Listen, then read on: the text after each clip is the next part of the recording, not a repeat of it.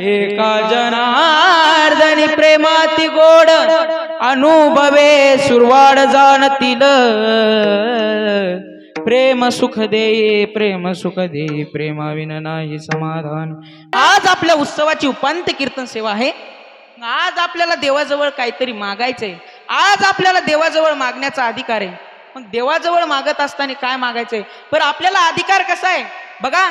नोकराला मागण्याचा अधिकार प्राप्त होतो तो सेवेतून आणि मुलीला मागण्याचा अधिकार प्राप्त होतो तो संबंधातून।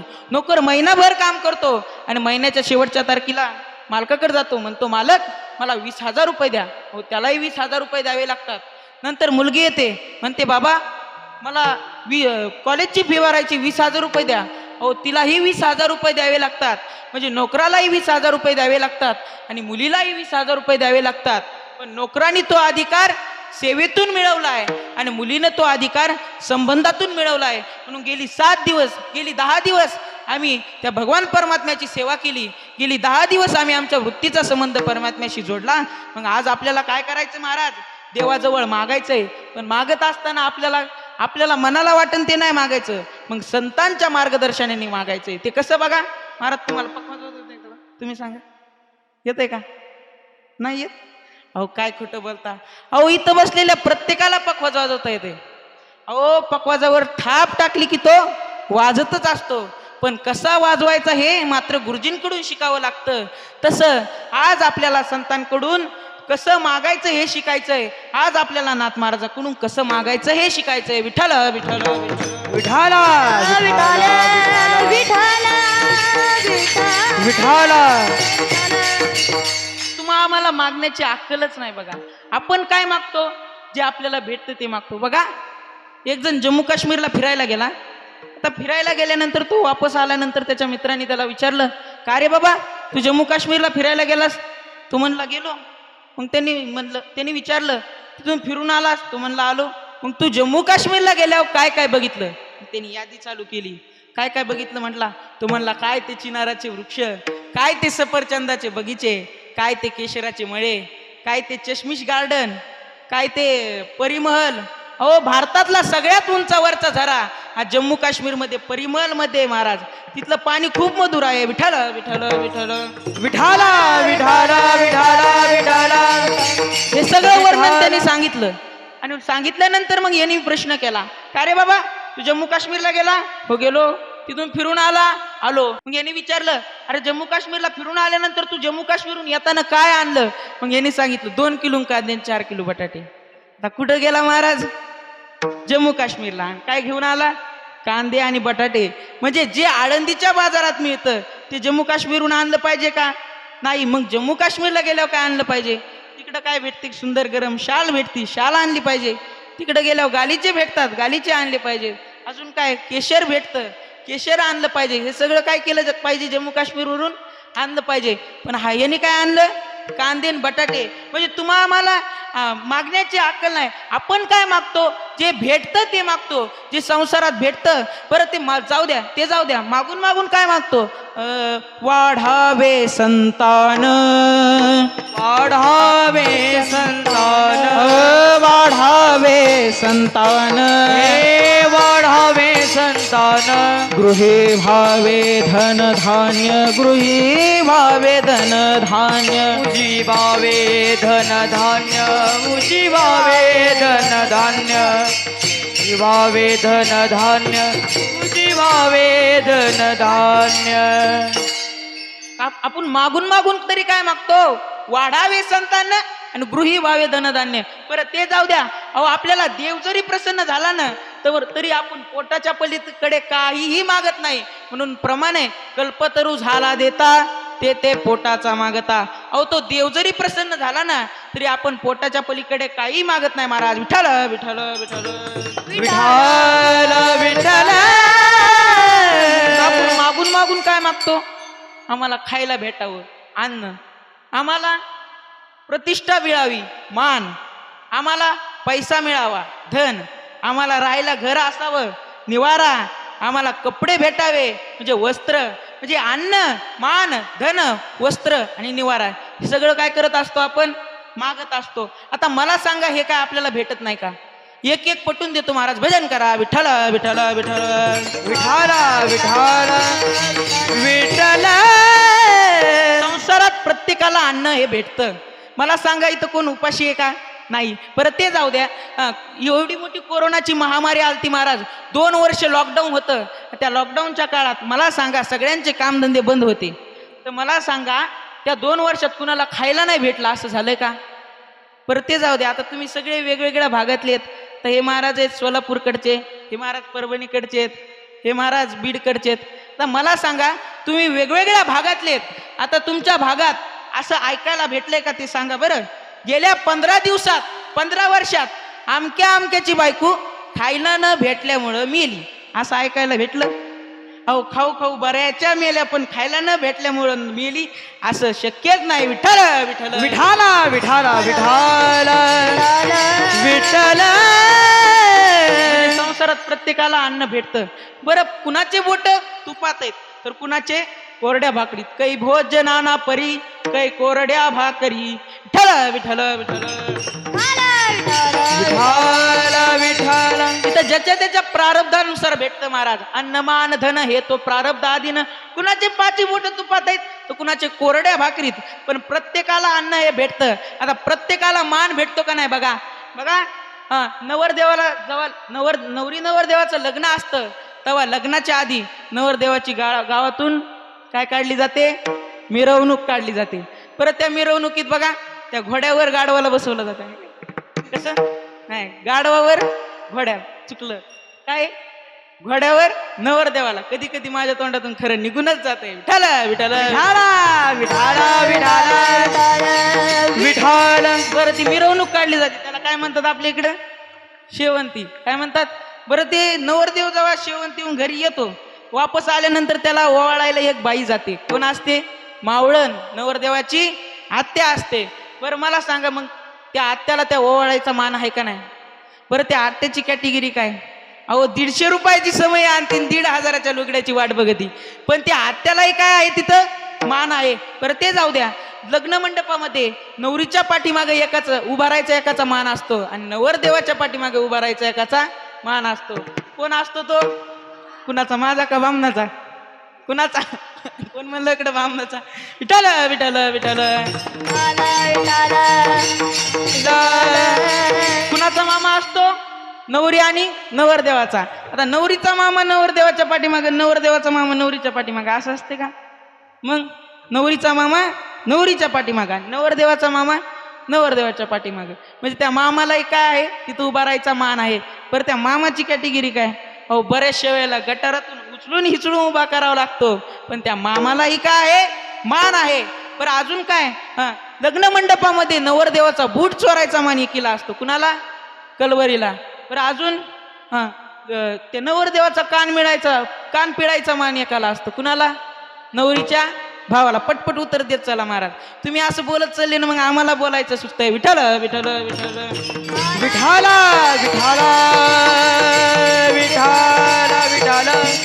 बरं अजून नवरी नवरदेव घरी आल्यानंतर त्या नवरीला दारात अडवायचा मान एकीचा असतो. कुणाचा? नंदेचा. म्हणजे प्रपंचात प्रत्येकाला मान आहे. आता धन आहो प्रत्येकाकडे. मला सांगा महाराज तुमचं गाव कोणतं? कोणतं गावात नाव सांगा. हीच तुमचं घर आहे गावात. गावात घर आहे. घरात कपाटात अलमारीत पैसे. अहो प्रत्येकाकडे पैसे आहेत. यांचं जाऊ द्या. अहो तुमच्या सगळ्यांच्या पेट्याने पैसे देत मला माहिती आहे. विठ्ठल विठ्ठल विठ्ठल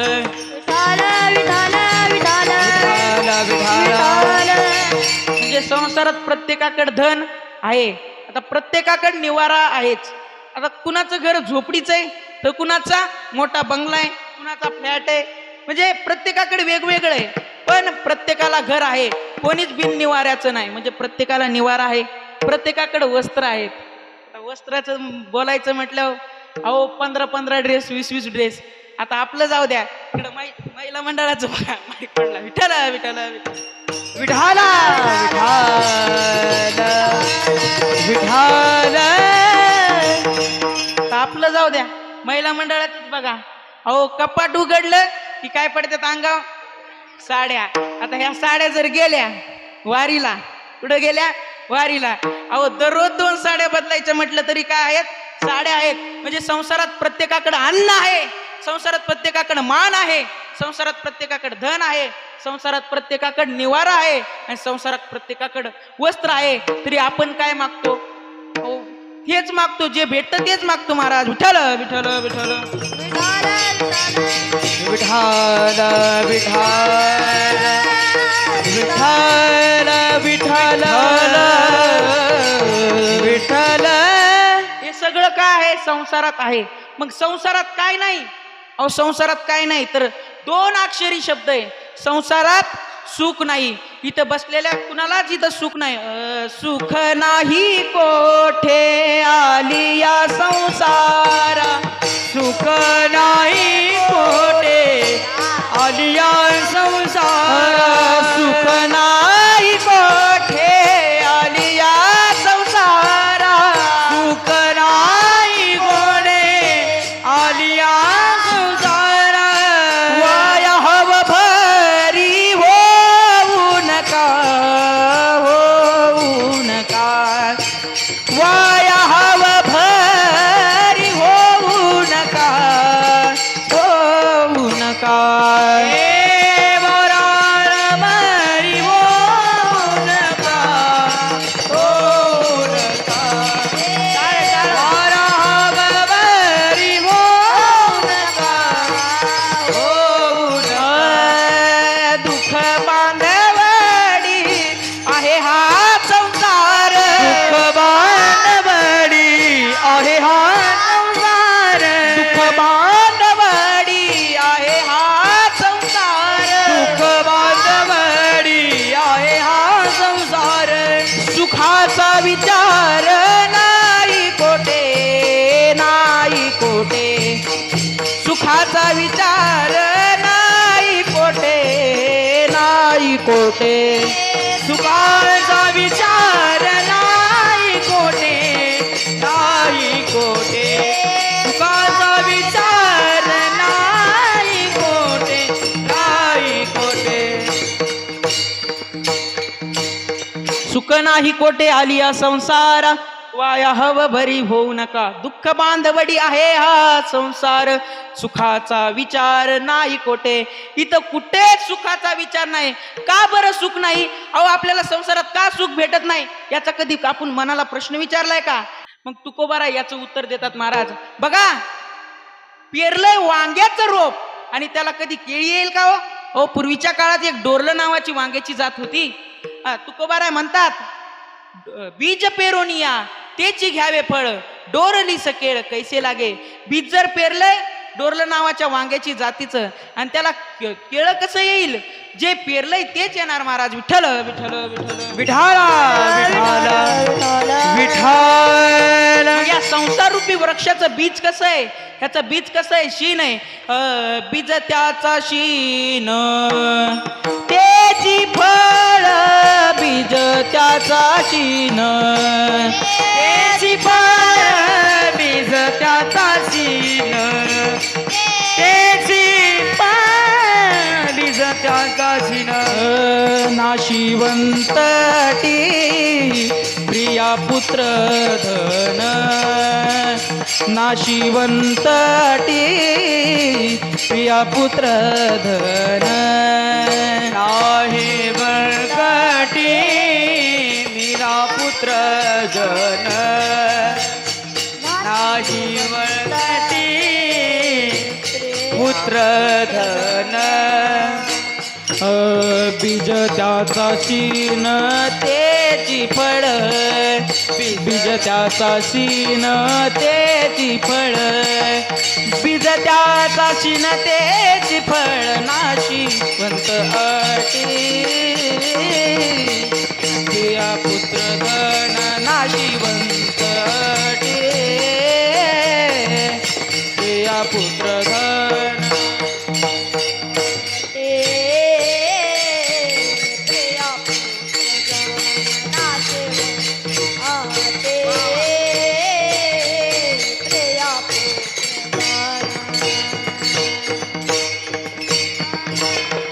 नाशिवंताटी प्रिया पुत्र धन, बीज त्याचा शीन त्याची फळ. काय म्हटले तुकोबार आहे? त्याचं बीज कसं आहे? शीन आहे. नाशिवंत आटी प्रिया पुत्र आणि धन आहे. हे तीन काय आहेत?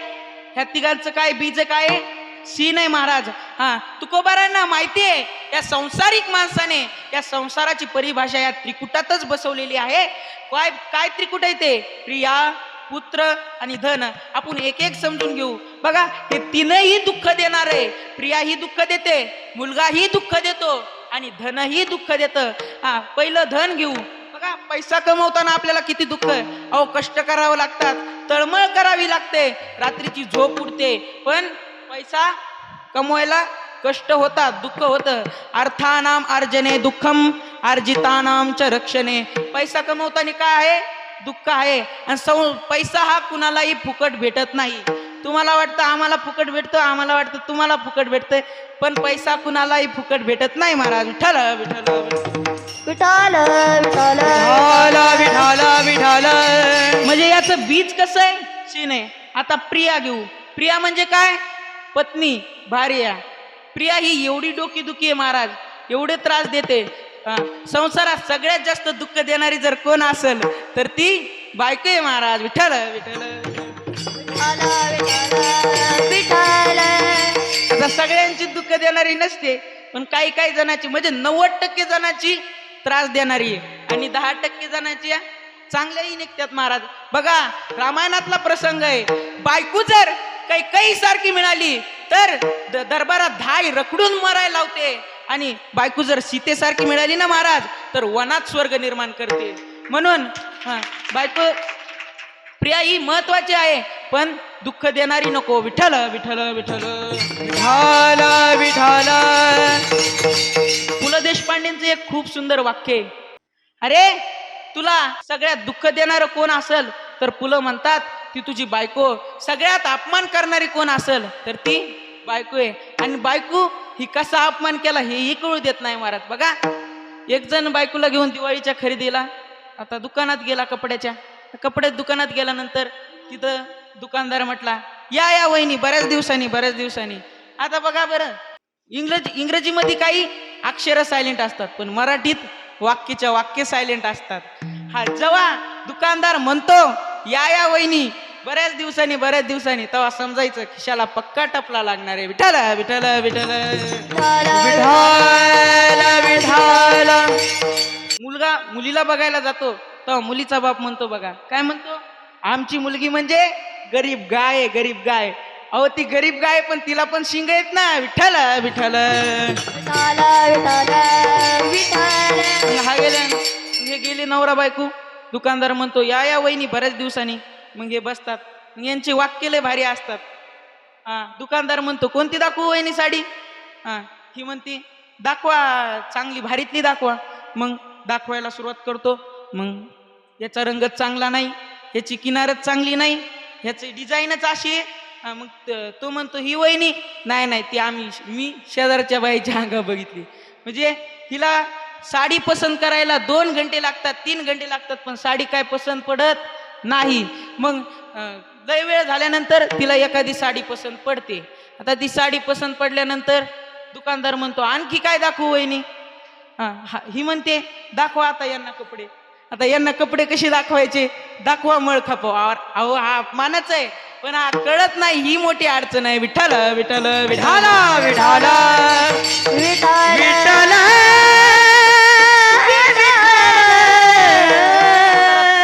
पत्नी दुःख देणारी आहे. आता काय राहिलं? प्रिया झालं, धन झालं, पुत्र राहिला. पुत्र हाही दुःख देणार आहे. अहो, पुत्र काय? अहो, ज्याच्यासाठी आपण जीवन खर्च करतो ना, तोच आयुष्याच्या शेवटी आपल्याला साथ देत नाही महाराज. विठ्ठल विठ्ठल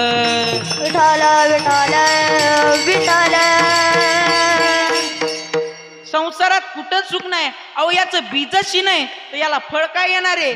शीनच येणार आहे. सर्वम दुःखम दुःखम. गौतम बुद्धांचं वाक्य आहे. इथं कुठं सुख नाही, सर्व दुःखम दुःखम. एकनाथ महाराजांचं भारुड आहे महाराज. यात सुख नाही, त्यात सुख नाही, याटाचे सुख कोठे नाही. संसार नगरी संसार नगरी संसार नगरी बाजार भरला बाई काम क्रोध लोभ याचे गिराईक पाये संसार नगरी संसार नगरी बाजार भरला बाई काम क्रोध लोभ याचे गिराईक पाये संसार नगरी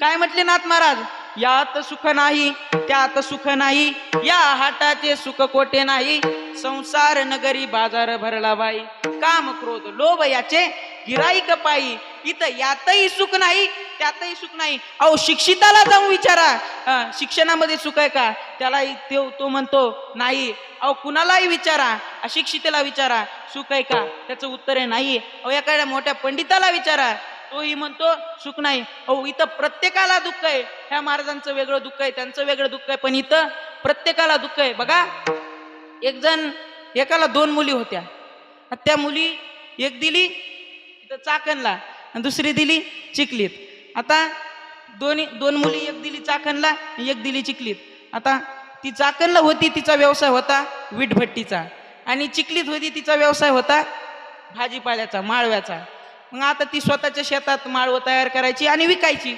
आता हा गेला पहिलं वीटभट्टीवालीकडं आता तिथं गेल्यानंतर याने विचारलं का ग बाई तुझं कसं चाललंय ती म्हटली अहो बाबा माझं सगळं चांगलं चाललंय वीटभट्टीत एवढा चांगला माल आलाय पण तो मुर्दा पंजाबराव डक तो म्हणलाय 2 दिवस पाऊस पडणार आहे देवा काही करून देवाला प्रार्थना करा 2 दिवस पाऊस पडला नाही पाहिजे हे असं म्हटल्यानंतर हिच्याकडून निघला आता इथं माळव्यावाली होती चिखलीत तिच्या जवळ आला तिला विचारलं का ग बाई तुझं कसं चाललंय ती म्हटली बाबा सगळं चांगलं चाललंय हो एवढी भारी पेरणी झाली पण काय करावा पाण्या वाचून पीक जळायला लागलंय तो देव माणूस पंजाबराव तो म्हटलाय पाऊस पडन काही करा देवाला प्रार्थना करा पाऊस पडू द्या म्हणजे इथं दुःख आहे हिचं म्हणणं काय आहे हिचं म्हणणं काय आहे पाऊस पडला नाही पाहिजे हिचं म्हणणं काय पाऊस पडला पाहिजे आता हा म्हणतो मी काय करू अरे बाबा तू काहीच करू नको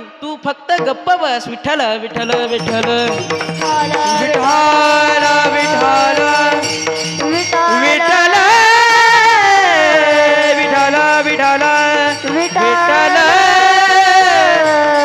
विठाल या संसारात कुठं जा याच्यातही सुख नाही त्याच्यातही सुख नाही सगळीकडे काय महाराज दुःखच आहे म्हणून आज नाथ महाराज देवाकडे काय मागतात तर सुख मागतात आणि ते कोणतं सुख आहे प्रेम सुख आहे अभंगाचं 2रं चरण प्रेम सुख दे प्रेम सुख दे प्रेम सुख दे प्रेम सुख दे प्रेम सुख दे प्रेम सुख दे प्रेम सुख